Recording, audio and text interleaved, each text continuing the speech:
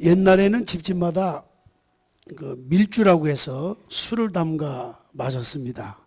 근데 술을 담글 적에 가장 중요한, 없어서는 안 될 게 뭐가 있냐면 누룩이라고 하는 것이 아주 필수입니다. 이 누룩을 넣고 며칠 지나고 나면 그 내용물이 발효가 돼가지고 부풀어 오르고 마침내 술이 됩니다. 그때 이 누룩은 내용물을 발효시키는 가장 없어서는 안 될 아주 중요한 역할을 하게 되는 것입니다. 누룩은 번지게 하기 때문에 그렇습니다. 누룩은 확실하게 번져서 효과를 나타내기 때문에 그렇습니다. 오늘 본문을 보면 예수님께서 누룩의 역할을 말씀하고 있는데, 산상수훈에서 그리스도의 삶을 말할 적에 소금과 빛이 되라. 그런데 본문에는 누룩과 같은 사람이 되라, 그렇게 강조하고 있어요. 하여튼 누룩과 같은 사람이 되라, 영향력이 있는 사람이 되라, 많은 사람에게 유익한 존재로 확산시켜 나가라, 그런 의미를 가지고 있습니다. 자, 그러면 누룩 같은 사람이 어떤 사람인가? 누룩의 의미는 은근히 퍼지는 그러한 부패한 교훈을 말합니다. 그래서 마가복음 8장 15절에 바리새인과 누룩, 또 헤롯 누룩, 이런 누룩은 썩 좋지 않습니다. 마태복음 16장 6절에 사두개인 누룩에 대해서 언급할 때에 바리새인 누룩이란 바리새인들 교훈인 율법주의를 말합니다. 율법은 지켜야 하지만 율법주의자가 돼서는 안 됩니다. 율법을 통해서 구원을 얻을 수가 없기 때문에 그렇습니다. 율법은 행해야 되겠지만, 그러나 그 지킴으로 인해서 구원을 얻는다고 생각하면 구원받을 자는 아무도 없다, 그런 말이에요. 그리고 율법주의는 율법을 지키는 공로로 구원을 얻는다고 하는 잘못된 그러한 사상을 의미합니다. 당시 바리새파는 율법을 잘 지키는 공로로 자신의 의를 세우고 결과적으로 구원을 받게 된다라고 강력하게 강조하고 그렇게 가르쳤어요. 교훈에 감염되어서 십자가 은혜를 부인하게 되고 메시아를 배척하는 사람들이 점점 늘어나게 되었습니다. 헤롯 누룩은 뭡니까? 양심의 소리를 외면하고 출세와 성공과 내지는 쾌락을 일삼는 기회주의를 의미합니다. 헤롯 왕이 자기 동생 빌립의 아내였던 헤로디아를 불법으로 취하자 세례 요한은 이것을 과감하게 사명감 가지고 책망을 하게 됩니다. 그리고 헤롯은 책망받은 그것을 못마땅히 여겨서 세례 요한을 죽이게 되죠. 그러나 헤로딜파는 이를 정당한 것으로 인정하고 쾌락을 일삼는 당시 부패한 왕족과 귀족들이 바로 여기에 속했다고 하는 것입니다. 사두개인 누룩은 뭡니까? 형식주의에 빠져서 하나님의 말씀보다 이성을 중요시하는 합리주의를 의미합니다. 이것은 천사의 존재와 부활의 진리를 부정함으로 영의 세계, 사후 세계를 부정하게 되는 것입니다. 이와 같은 교훈은 누룩과 같이 은근하게 유대 사이에 감염되어서 신앙생활을 완전히 부패시키는 역할을 하게 되는 것입니다. 이런 누룩은 썩 좋지 않습니다. 누룩은 은근히 퍼지는 또 한 가지 천국을 뜻하기도 합니다. 본문에서 말씀하고 있는 누룩은 바로 가스풀입니다. 뉴앙겔리온입니다. 바로 복음입니다. 예수님의 말씀, 영생의 구원, 또 구원의 복음을 의미합니다. 마음에는 천국 복음이 가정으로, 직장으로, 학원으로, 이웃으로 침투돼 가지고 점점 확산시켜 나가는 것을 의미하는 것입니다. 그래서 본문에 언급된 누룩은 좋은 의미로 사용되었는데, 이런 누룩과 같은 역할, 복음적인 역할을 감당한 사람들이 많이 있습니다. 그리고 순교자들이 얼마나 많이 나온지 모릅니다. 토마스 선교사님은 한 움큼의 누룩만 가지고 이 나라에 들어왔지만은 그가 전한 복음은 이 나라 전부를 부풀게 하고 이 나라를 영적으로 변화시켰습니다. 그래서 이 한국 땅이 기독교 문화가 들어오고 난 다음에 경제가 좋아지고 문화가 좋아지고, 할렐루야, 사고가 바뀌게 되었습니다. 미국이 짧은 역사를 가지고 있는 나라지만 세계를 지배하고 있고, 미국이 기독교의 신앙을 가지고 열정적으로 예배하고 기도하고 찬양할 때에 하나님께서 큰 부흥의 역사를 일으켜 주었습니다. 그런데 점점 최근에 와서는 기독교의 문화가 점점 식어지기 시작합니다. 믿는 사람들이 점점 줄어들기 시작합니다. 우상과 더불어 짝하기 시작합니다. 하나님께서 미국도 강타하지 않을까 우려하고 있습니다. 지금 뉴저지나 지금 뉴욕의 맨하탄 지역에는 완전히 폐허가 되었습니다.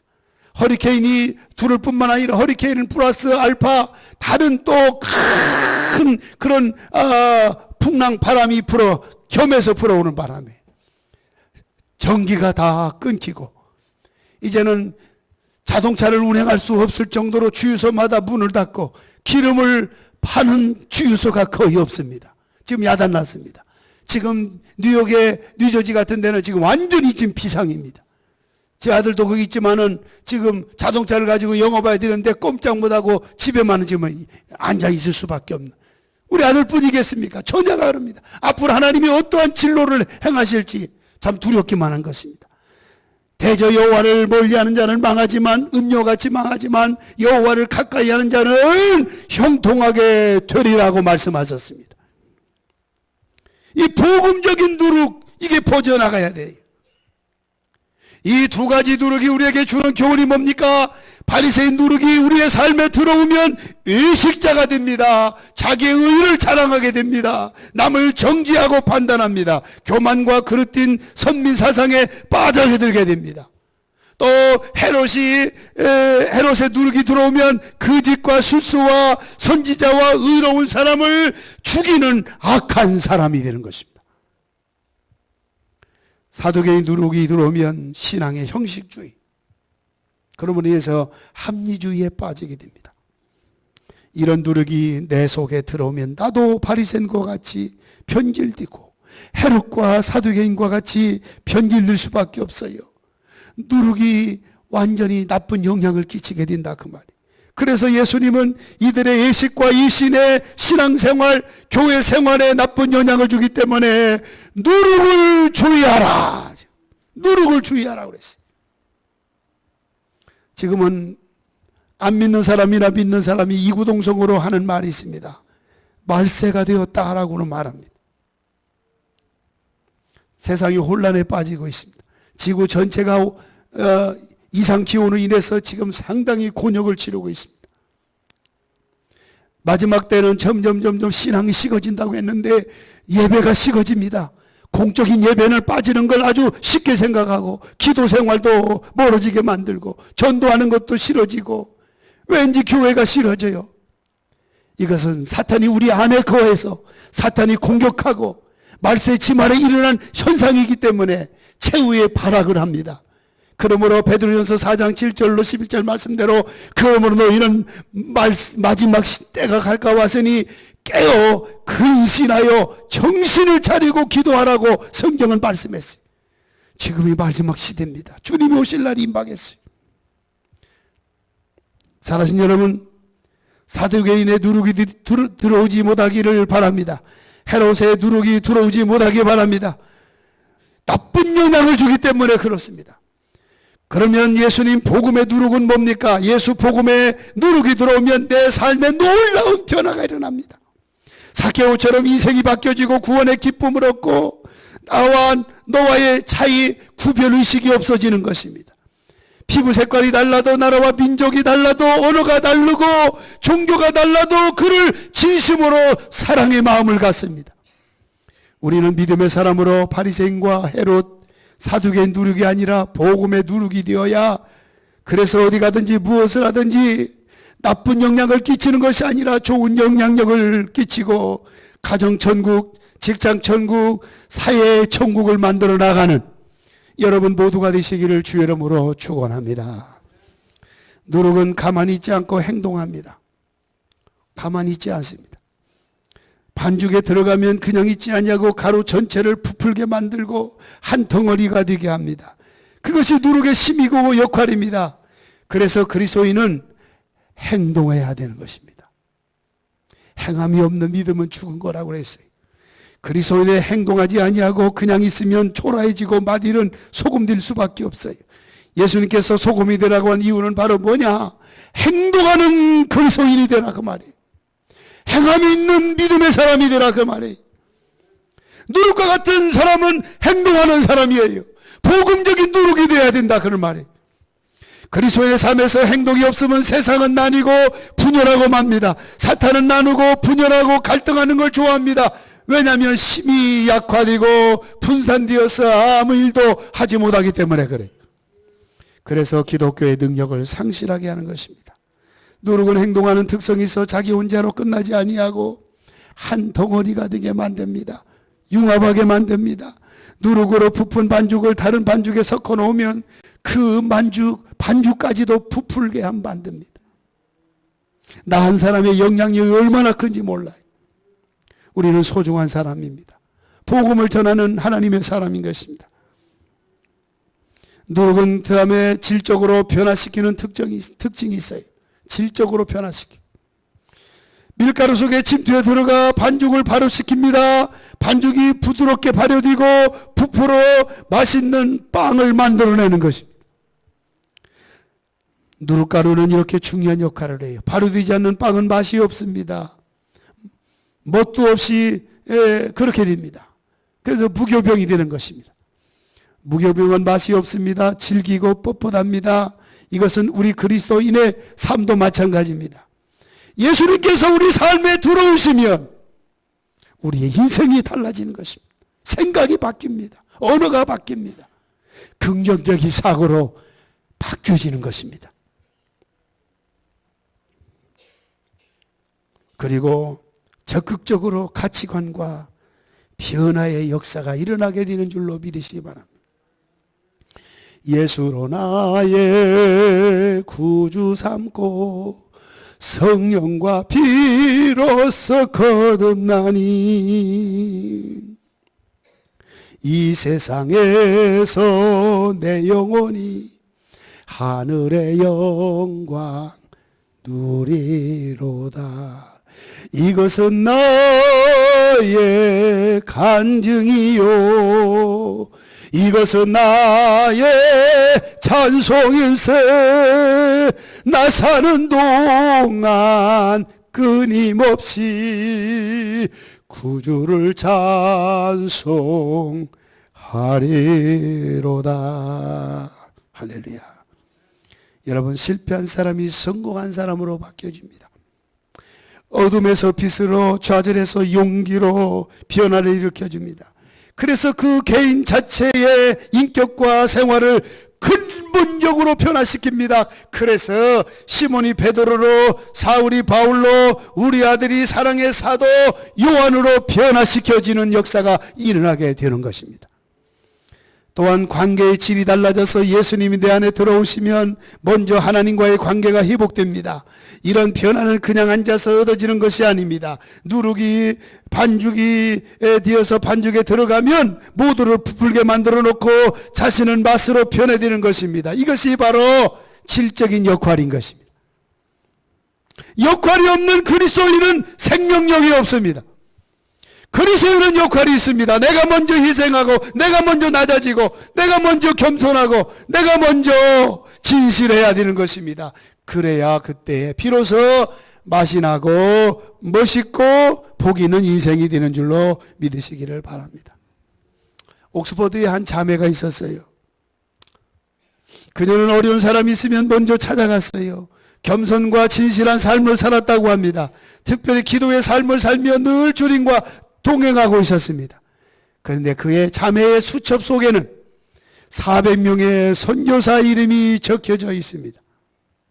여러분, 금요일마다 목장 예배 드리고 헌금이 선교사로 100% 가지 않습니까?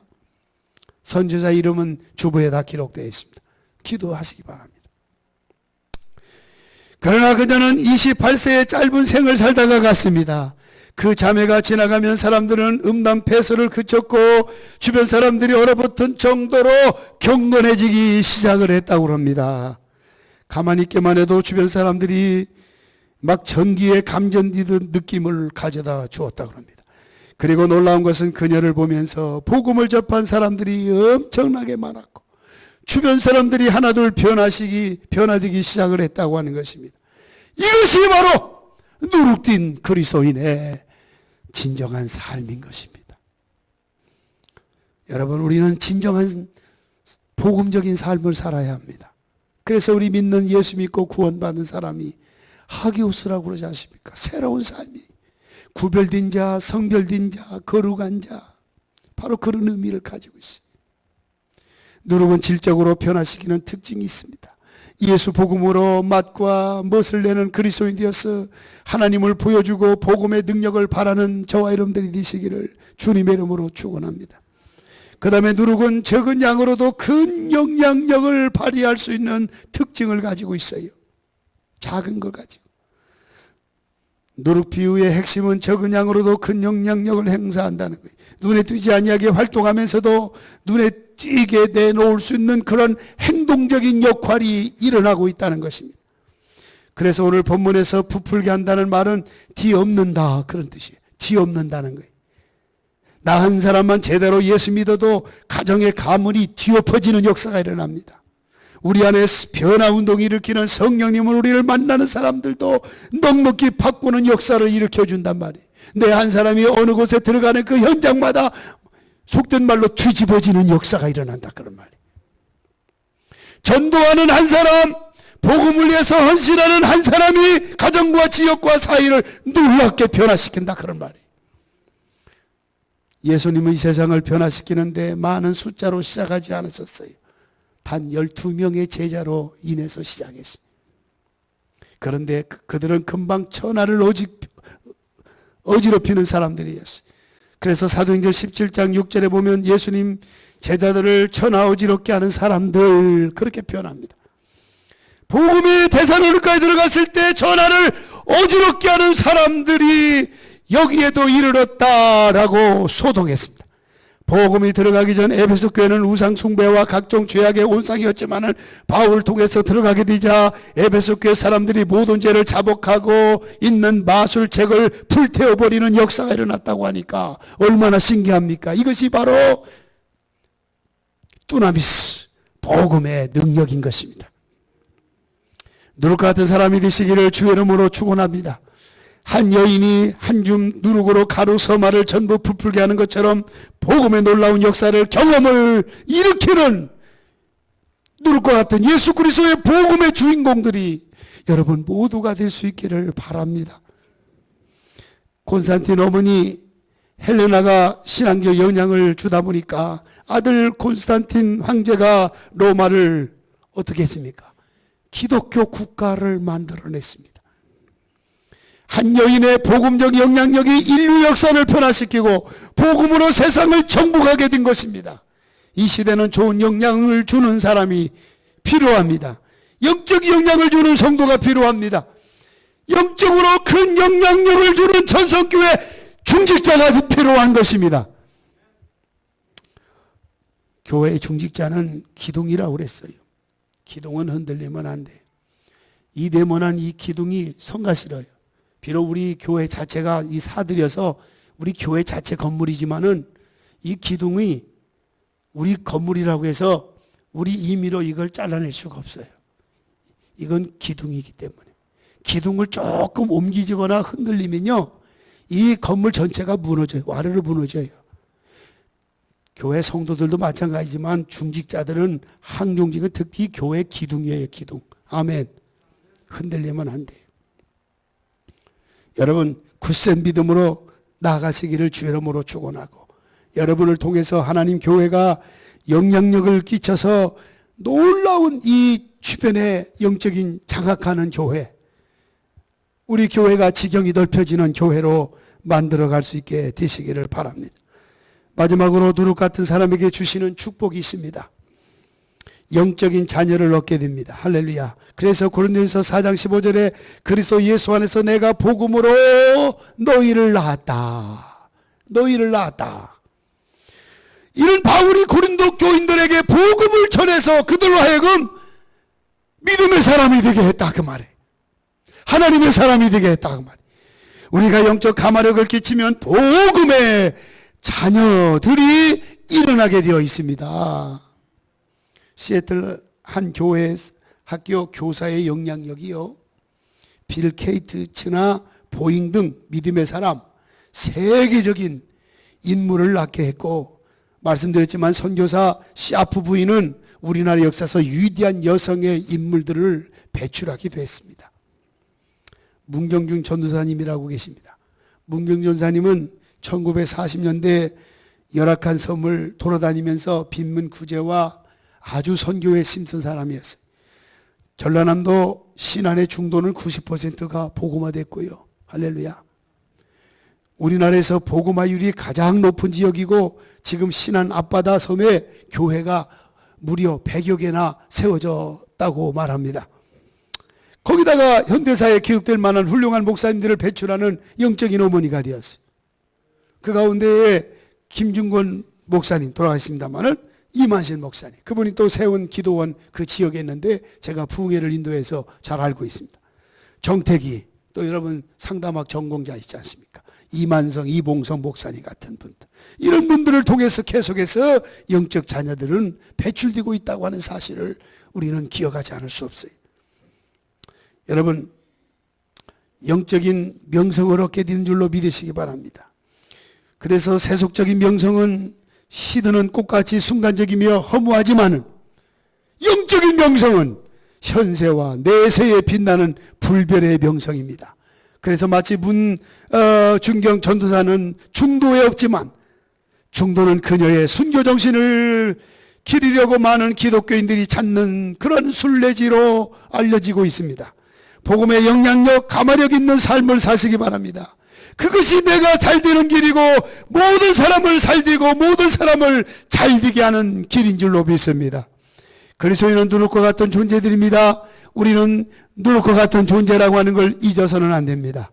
이런 그리스도인들이 많으면 많을수록 이 세상은 건강해지고 밝은 세상이 됩니다.